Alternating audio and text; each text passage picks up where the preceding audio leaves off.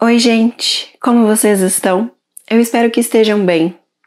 O caso de hoje é sobre um homem chamado Bob, que um certo dia passou muito mal e depois de ir para o hospital, infelizmente acabou não resistindo. Os médicos não conseguiram ter certeza do que realmente aconteceu com ele, até que um médico legista assumiu o caso e anos após o que aconteceu, ele resolveu analisar os fios de cabelo do Bob. E os fios de cabelo indicaram o que realmente aconteceu e quem era a culpada de tudo aquilo. Entendam como tudo aconteceu no vídeo de hoje. Se ainda não for inscrito no canal, eu te convido a se inscrever, ativem o sininho das notificações, porque daí assim que eu postar um vídeo, o YouTube já te notifica e você já consegue vir assistir. Deixe seu comentário aqui embaixo, pois ele é muito importante. E se vocês quiserem, vocês também podem me seguir na minha outra rede social, porque sempre que tem vídeo novo aqui, eu aviso por lá também. E eu queria convidar vocês a irem no canal da Lilian, do canal Casos Criminais. Nós fizemos uma collab lá, onde contamos um caso juntas, e eu espero que vocês gostem. E se não forem inscritos no canal dela, eu convido vocês a se inscreverem também. E agora, bora para o caso de hoje.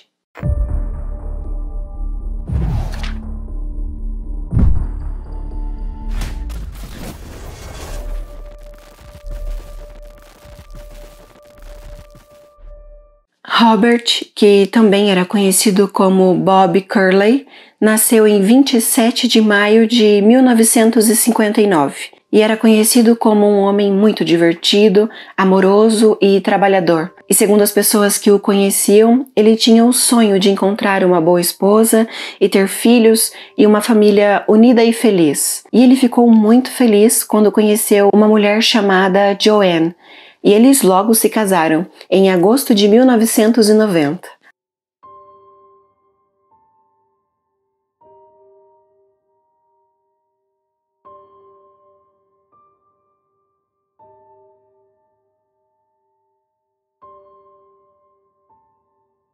A Joanne tinha uma filha de 4 anos, de um casamento anterior, e o Bob simplesmente amava a filha dela. Ele até mesmo queria adotá-la como sua filha, mas não daria tempo. A Joanne era viúva e o seu primeiro marido havia sofrido um acidente de carro e seu casamento com Bob aconteceu cerca de 1 ano após esse acidente. O Bob decidiu que queria ser eletricista e ele trabalhava muito e era muito bom no que fazia. Ele também gostava de ajudar as pessoas e sempre prestava trabalhos para idosos sem cobrar nada em troca. Ele prestava esse serviço a pessoas que não tinham condições de pagar, mas que precisavam de ajuda. Ele era um homem gentil e atencioso. Ele amava pescar e tinha uma paixão por carros. Ele tinha um Cadillac, que muitos diziam que era um carro impecável. E ele e sua esposa formavam uma família muito feliz. E ele sempre dizia para os seus familiares o quanto estava feliz e o quanto amava a sua esposa. E os seus familiares estavam felizes por ele. O Bob sempre dava muita atenção e carinho para a filha da Joanne, e eles eram muito unidos. Eles moravam em uma rua sossegada em Wilkes-Barre, na Pensilvânia, e a Joanne havia processado a empresa em que o seu primeiro marido trabalhava, porque o acidente dele a deixou viúva e com uma filha, e o Bob estava fazendo planos com esse dinheiro que ela iria receber, como comprar uma casa, férias em família, coisas para a família deles mesmo. Em maio de 1991, ele e sua equipe de trabalho começaram a trabalhar em um grande projeto em um laboratório de química local. Algum tempo depois de começar a trabalhar lá, o Bob começou a adoecer. O seu irmão disse que começou a perceber que ele não estava bem quando o encontrou em um bar local, após um dia de trabalho. Ele não ficou muito tempo neste bar com o seu irmão e disse que iria embora porque não estava se sentindo bem, os seus pés estavam queimando e doendo, e ele estava com dificuldades para andar. Ele também reclamava de dor nas mãos. E quando ele foi a um hospital local, os médicos o diagnosticaram com síndrome de Guillain-Barré, uma condição rara em que o sistema imunológico ataca os nervos, causando fraqueza e formigamentos. E embora possa ser grave, a maioria dos pacientes consegue se recuperar. E o Bob conseguiu se recuperar e foi liberado do hospital, mas logo a dor voltou e desta vez estava pior do que antes. Ele estava vomitando. Segundo o irmão dele, ele não conseguia nem andar sozinho e para ir ao banheiro ele sempre precisava que alguém o acompanhasse. Até que um certo dia ele estava se sentindo tão mal que pediu que por favor eles chamassem uma ambulância. E desta vez ele foi levado a um centro médico regional a cerca de 160 quilômetros de distância da sua casa. Quando chegou lá, ele estava tendo alucinações e só piorava cada vez mais. Ele não conseguia sentar e nem ficar muito tempo deitado, tudo o incomodava. Todos os exames de sangue dele deram normais, mas um doutor chamado Donovan via que provavelmente o Bob não iria aguentar muito tempo. Até que ele notou que o Bob, além de todos os sintomas, também estava perdendo muito cabelo. E com todos os sintomas, como a sensação de queimação nos pés e mãos e a queda acentuada de cabelo, o médico chegou à conclusão de que aquilo se tratava de envenenamento. Um teste especial de urina confirmou isso, e a substância que estava sendo usada não aparece em testes de laboratório de rotina, e era uma substância que era proibida nos Estados Unidos. Era um veneno de rato. E quando em contato com os humanos, ele pode demorar meses para apresentar sintomas. E infelizmente não havia antídoto conhecido para essa substância. E então o doutor deu a triste notícia aos familiares do Bob. A irmã dele disse que se recorda do doutor apontando para todos os seus certificados e diplomas na parede. E ele disse: "Todos estes não podem fazer nada por seu irmão. Não há nada que podemos fazer. O seu irmão vai ir a óbito." Em 26 de setembro, o Bob entrou em coma depois de uma parada cardíaca. E no dia 27 de setembro de 1991, quando Bob tinha apenas 32 anos, a sua esposa, a Joanne, decidiu que iria desligar os aparelhos que o mantinham vivo. Os seus parentes se despediram dele e a Joanne ficou o tempo todo ao lado dele, até ele dar o seu último suspiro. Uma pessoa que trabalhava com o Bob disse que não achava o seu local de trabalho seguro.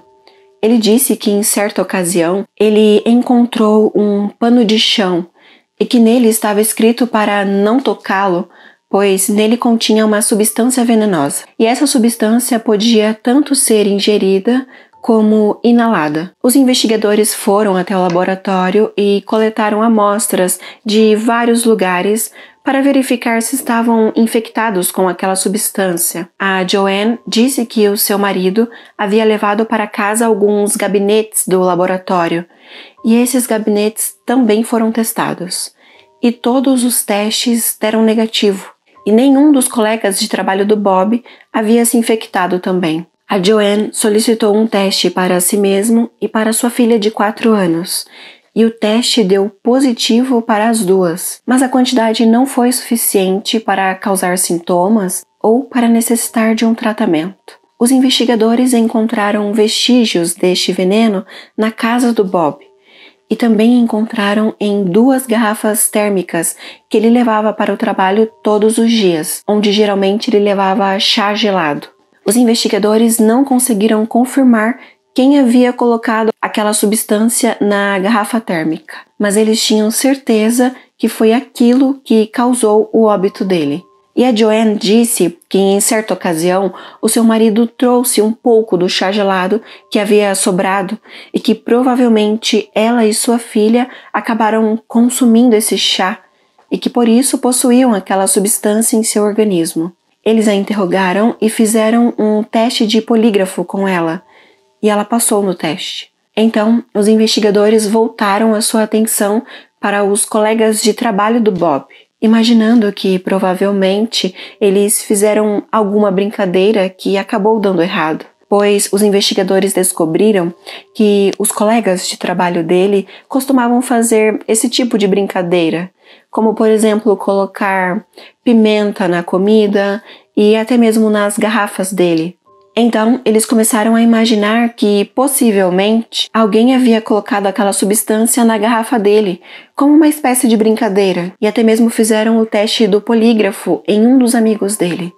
E ele não passou no teste. Porém, o Dr. Donovan decidiu chamar um médico legista para cuidar do caso, pois claramente o óbito do Bob não foi por causas naturais. E esse legista disse que o teste do polígrafo pode cometer alguns erros, pois quando a pessoa passa por esse tipo de teste, ela geralmente fica nervosa e isso pode interferir nos resultados dele. Até agora, os investigadores não possuíam nenhuma prova concreta que pudesse culpar alguém pelo que aconteceu com o Bob.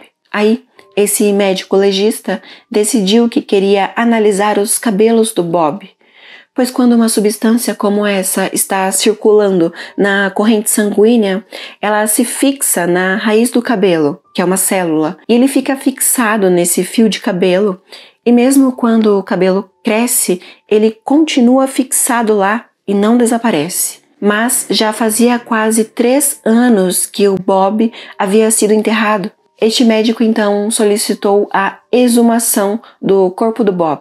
Ele recolheu algumas amostras de cabelo dele e começou a fazer as suas análises. Esses cabelos foram passados por um teste chamado espectrofotometria de absorção atômica. E estes testes mostraram que o Bob foi exposto àquela substância muito antes de começar a trabalhar no laboratório de química. Segundo os testes, ele recebeu uma dose dessa substância cerca de 2 meses após se casar. Então, eles chegaram à conclusão de que aquilo não foi um acidente de trabalho ou alguma pegadinha dos amigos dele. E os testes também mostraram algo ainda mais assustador. O Bob havia recebido uma dose alta daquela substância 1 ou 2 dias antes de ir a óbito. Mas nesta ocasião, ele estava internado no hospital. Logo, a pessoa que fez aquilo com ele estava no hospital.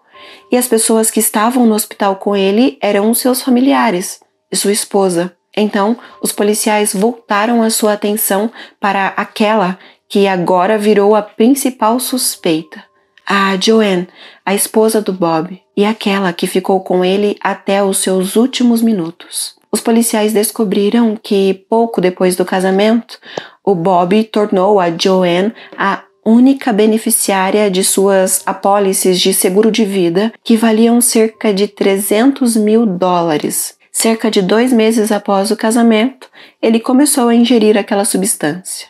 A irmã do Bob disse que achou muito estranho que no dia em que os aparelhos de suporte de vida do irmão dela foram desligados, a Joanne foi a única que ficou na sala com ele e que nenhum dos seus parentes conseguiram ver aquela cena, mas ela disse que conseguiria. Em 12 de dezembro de 1996, a Joanne foi presa e acusada de tudo o que aconteceu com seu marido, graças às evidências encontradas pelo médico forense, que a colocaram como principal suspeita.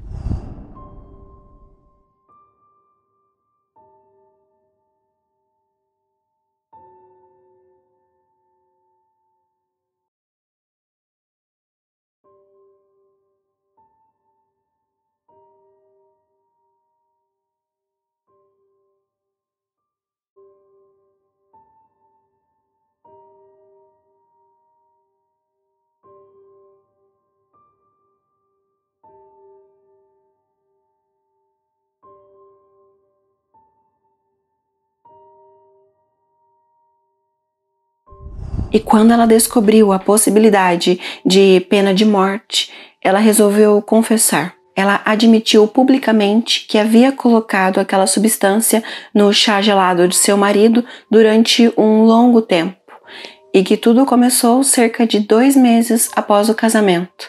E quando questionada do porquê ela fez aquilo, ela disse que o fez pelo dinheiro da apólice de seguro, e porque não queria que ele usasse o dinheiro que ela recebeu do caso do ex-marido dela. Ela disse que no início usava pouca quantidade da substância, mas como viu que não estava causando sintomas, ela começou a aumentar a quantidade. E admitiu que no hospital ela também colocou uma grande quantidade daquela substância em uma bebida que ela deu para ele. Os investigadores disseram que provavelmente ela ingeriu a substância e também deu para sua filha propositalmente para despistar os investigadores, mas ela nega tudo isso.